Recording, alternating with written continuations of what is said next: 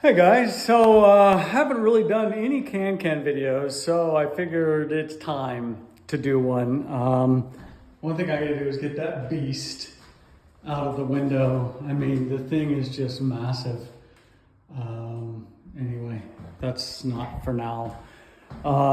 So in order to get the rental certificate, I have to get GFIs in all the bathrooms and in the kitchen. So there's one there that does work. In the kitchen, because what they did was they came up behind this cabinet and they teed off and went to here and to here. I can't put one GFI and know that's going to protect both those outlets. So what I did, what I did is I just put a GFCI breaker in. It serves the same function. And I was able to get one at out of the money pit, the basement of the money pit, because I'm obviously tearing all that out. So that brings us to the second story bathroom. Yeah, here's the problem with this. So we have the mini splits in now in all the rooms. And after they had put the mini splits in, this outlet no longer worked. And it's like, well, that's befuddling. And so these lights don't work. And this is the only outlet. It was actually an outlet down below and a switch up above, which I'm going to have to change out anyway. But I couldn't get it to work. And I was like, I wonder why that doesn't work. So I thought, it's got to have something to do with the guys putting the mini split in. So I took this access door off, the really handy thing in this house. You guys probably remember there's access doors everywhere to all the little attic spaces over the dormers or whatever you want to call these. So there's the wire coming out. And what I realized is it went in here, and that's exactly how I found it, with the black wire just poking out freely. Now there wasn't a Wago on there, I stuck that on there, but the black wire was no longer connected. Now, even when I did connect it, yeah, the outlet worked fine, but see that little nubbin of neutral wire? I mean, ground wire?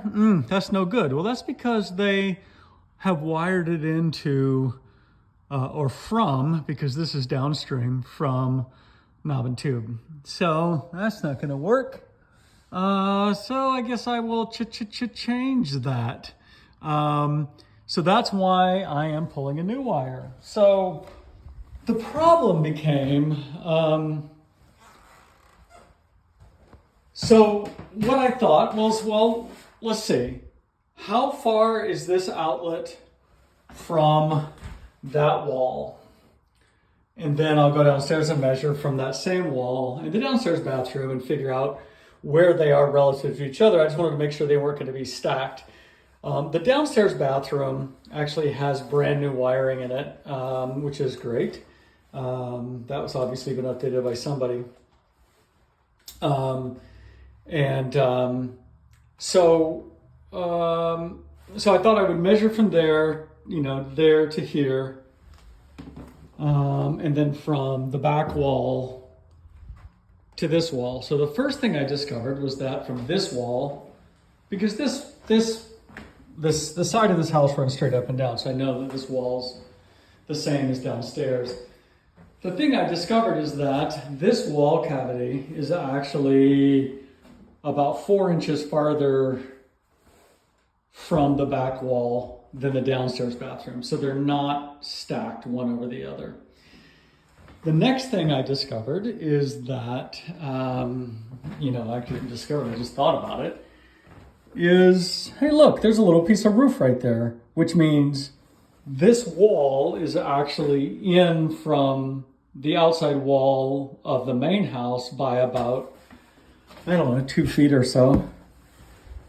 So I thought, well, where am I going to measure in order to get my east-west? I've got my north-south, but how am I going to get my east-west? Well, I thought, well, maybe I'll measure off of this wall and I'll extrapolate where this wall is. I figured downstairs, the outside of the wall downstairs in the hallway would be about where this post is.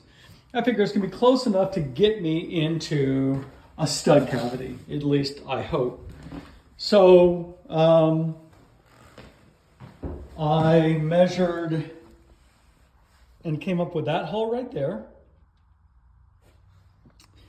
by coming from the back wall, but then, like I said, also measuring from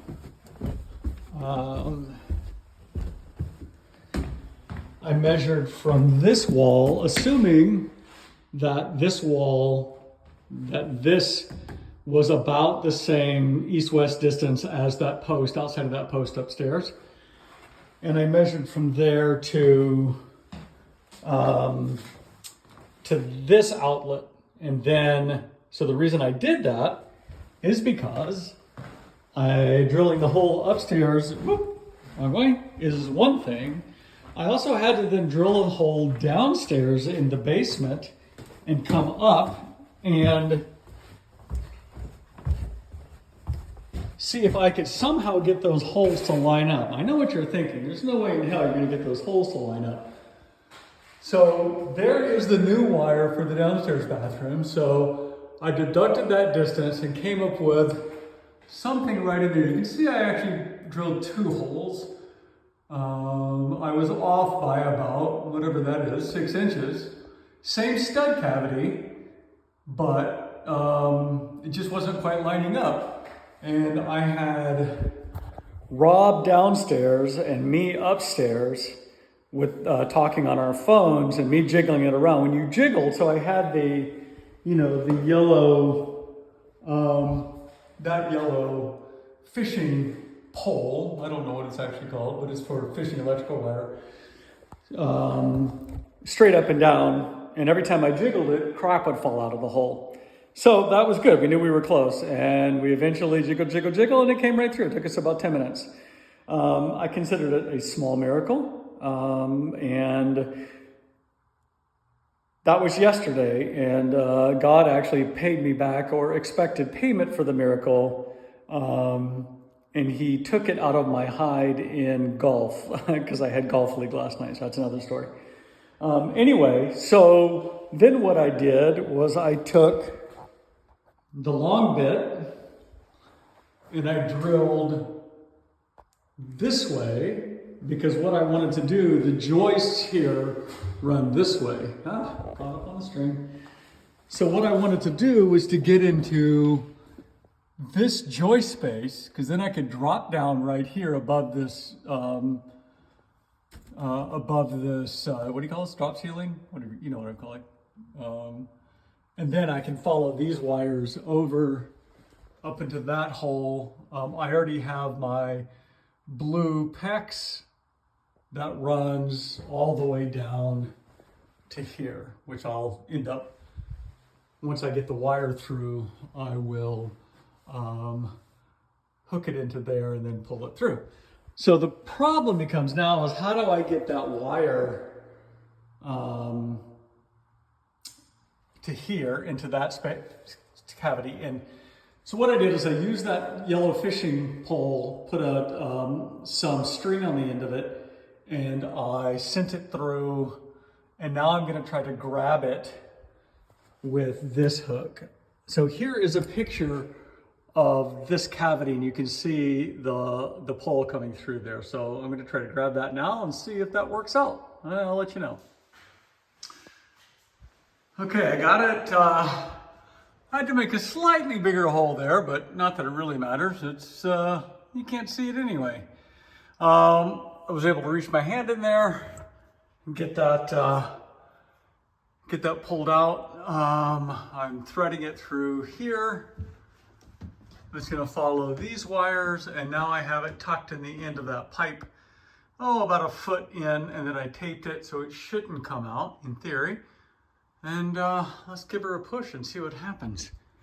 In fact, how's that for an angle? All right, let's give her a whirl. Here she comes, I'll let me see it.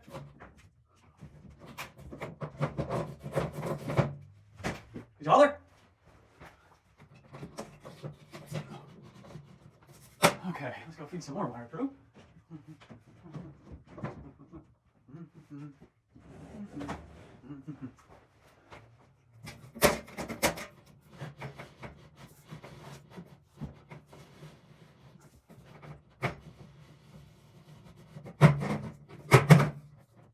Oh!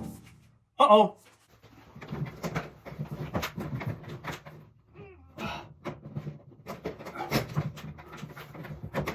Whew, got it.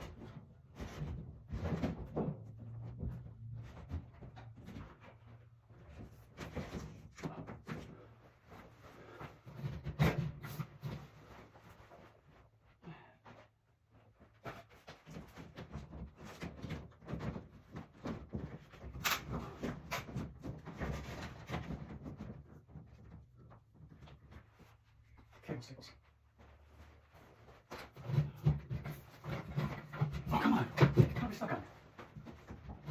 Oh, I see.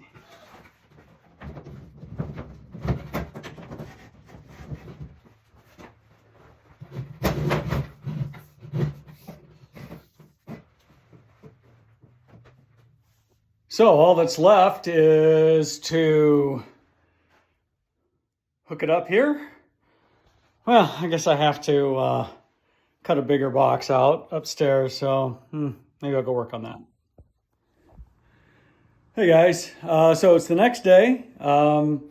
Ironically, not ironically, coincidentally, that's what we're looking for. The electrical inspector is coming to inspect the new panel today. So hopefully she can also inspect this new circuit that I installed. And yes, I did pull an electrical permit for it. So I've got the wire pulled through. I've got it hooked up to this combination arc fault. What is it? Arc fault something. Combination. Anyway, I've got it hooked up to that very expensive breaker, which I was able to pull out of the money pit. So I've got it turned on. Yeah, you can see the wire there. There. So I've got the breaker turned on, so let's go upstairs and see if it works. All right, here I am in the bathroom.